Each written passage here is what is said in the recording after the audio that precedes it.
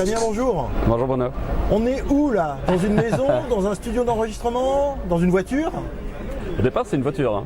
C'est une voiture, tout ce qu'il y a de plus classique, c'est une voiture de série, mais qui a été un petit peu arrangée, un petit peu modifiée. On a rajouté du matériel à l'intérieur pour pouvoir prendre la route, voilà, et être connecté en permanence à Internet, parce que on a créé tout un petit programme dans le modem intérieur du véhicule, et puis on a aussi un générateur de courant, comme ça on est autonome. Ça permet de partir faire des road trips avec le véhicule, avec des gens à l'intérieur qui peuvent produire des contenus, qui peuvent interagir en temps réel sur les réseaux sociaux, entre autres, pour pouvoir interagir avec les gens, et puis aller poser le véhicule sur la place des villages et partir à la rencontre des gens. Alors ici on est au Web Today. Tu es venu avec des étudiants parce que tu es enseignant. Comment tu as intégré en fait ces nouvelles technologies, cette nouvelle méthode, ces nouveaux process dans le cadre d'un enseignement?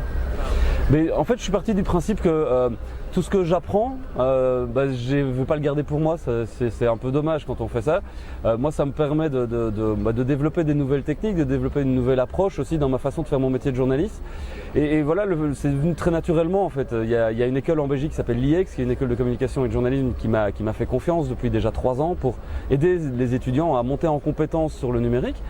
Ici, dans ce cadre-ci, c'est l'école Sciences Com à Nantes qui m'a demandé de venir former des étudiants en communication et en journalisme pendant toute la durée du festival. On fait des interviews à bord du véhicule en allant reconduire à la gare ou à l'aéroport les speakers et les invités. C'est profiter d'un moment de transit en mobilité pour créer des contenus et pour utiliser notamment des iPads, notamment des iPhones pour filmer, pour monter, pour diffuser le tout dans un format assez léger puisque tout tient dans le véhicule. Alors, quelle est derrière la pédagogie que tu as mise en place pour que ça rentre dans un cursus scolaire et en même temps que ça forme au métier de demain? C'est un petit peu hybride forcément parce que je ne suis pas un prof au sens classique du terme, je ne me considère pas comme un professeur d'ailleurs parce que dans ma vie quotidienne et dans mes différentes activités professionnelles, je suis aussi, j'ai cofondé un accélérateur de start-up en Belgique qui s'appelle Nestup qui me permet aussi de comprendre la nouvelle économie, la nouvelle manière en tout cas dans laquelle les start-up et des startups médias aussi peuvent se créer, peuvent trouver leurs audiences, peuvent interagir, peuvent créer de la valeur et créer du sens.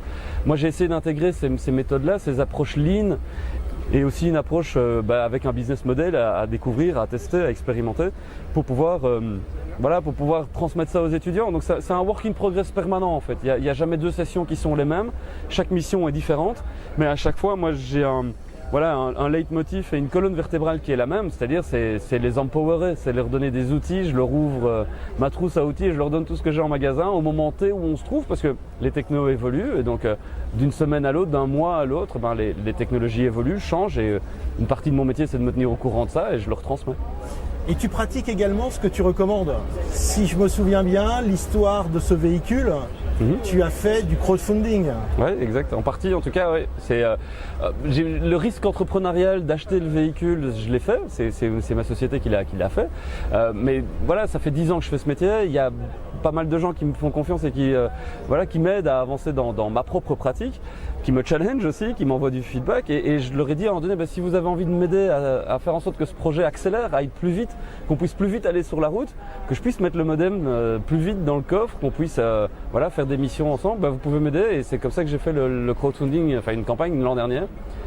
J'ai eu la chance de pouvoir récolter un peu plus de 10 000 euros pour pouvoir. Et ça t'a permis de savoir comment ça fonctionne parce que tu le recommandes à tes élèves. Oui, bien sûr. Le crowdfunding fait partie des modèles économiques qu'on peut développer quand on est journaliste et qu'on cherche à monter des projets. C'est une brique en plus dans le business model. C'est vrai que j'ai eu la chance aussi d'avoir une subvention à l'innovation en région wallonne, de Boost Up, de Creative Wallonia, qui me permet de pouvoir en donner aussi prototyper et aller plus loin sur les innovations que j'embarque à bord du véhicule. Alors, quelle est la marque que tu as donnée à ce van? Est-ce qu'on peut encore l'appeler un van? Oui, je pense. Je cherche pas forcément à mettre des étiquettes et à brander le tout parce que moi ma présence en ligne et puis qui je suis d'une manière générale, c'est Davanac, c'est le lab, c'est un peu tout ça en même temps. Je cherche pas forcément à mettre des étiquettes, mais je peux comprendre que c'est peut-être un peu perturbant de ne pas avoir un nom, mais c'est ma bagnole. Moi j'ai vendu mon autre bagnole pour m'acheter celle-ci. Merci beaucoup Damien, et je suis ravi d'avoir pu faire cette interview avec toi. Merci à toi.